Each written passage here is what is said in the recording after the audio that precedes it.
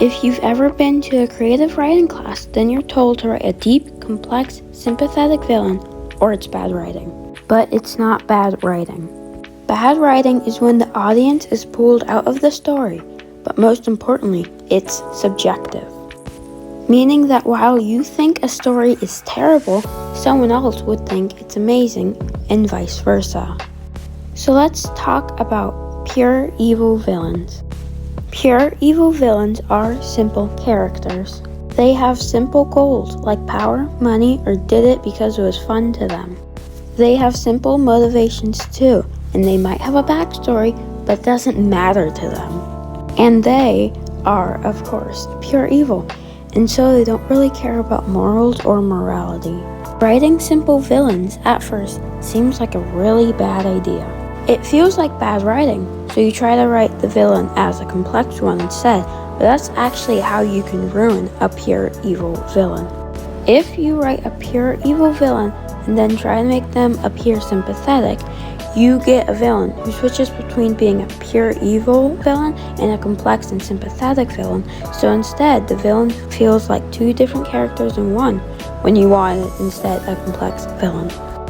If you want to write a pure evil villain, you gotta stick to it. But a pure evil villain cannot exist just as a road bump to the heroes. They need to appear as an actual threat to the heroes, not just some character that shows up by the end of the story. The pure evil villain has an agenda, so they can't spend all of their time chasing the heroes around. Like, let's say your pure evil villain wants power, but a prophecy states that a hero will put an end to the villain's evilness. A smart villain might try to buy the hero's loyalty, maybe even try a Mother Gothel plant and raise the hero as his own, instead of burning down a peasant village to stop the prophecy. And a pure evil villain isn't unrealistic. Evil people have existed in the past, and they exist in the present, so what would make writing one unrealistic? Some pure evil villains got so evil because they were in a position of absolute power, and they became power hungry or out of touch, or both, because of it. Or the pure evil villain could be a psychopath, and they don't really care what happens to other people, only what happens to themselves. A huge problem with pure evil villains is when their evilness gets in the way of their plans or goals. Let's say the villain needs to kill the hero for whatever reason. A stupid, pure evil villain would set the hero up in a death trap and then leave the heroes alone, letting the heroes escape. A more pragmatic villain would just shoot the hero. What I'm trying to say is that a pure evil villain won't work if the villain is stupid. Their evilness needs a reason to be there. If a pure evil villain only comes in at the very end of a story, then they don't really feel like a character in that story.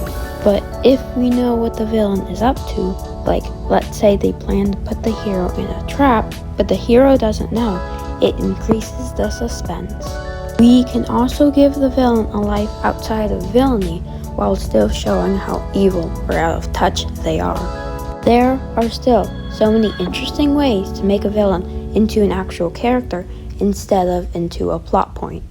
Let your creativity guide you, and let your imagination run wild. The problems I just mentioned are unfortunately common with pure evil villains, which is why many people think that pure evil villains are detrimental to a story. A pure evil villain can only do so much planning and scheming and evilness by themselves. There's just only so many plans that one villain can carry out, and the villain can only be so interesting alone, which is why many villains have foil characters and minions. Evil minions are there to do the villain's dirty work, but a foil character to the villain helps make the pure evil villain much more interesting. Foil character is kind of like the opposite of another character, so if the pure evil villain is calm and collected, their foil could be crazy and unpredictable. A foil character to the villain can show how truly evil a villain is if they constantly take advantage of the foil character, and the foil character could turn from evil to good because of how the villain treated them. After all, sometimes evil is its own downfall. So yeah, that's my video on pure evil villain. Comment down below what you thought or something you can add to it. Okay, I'll see you in another video. Bye!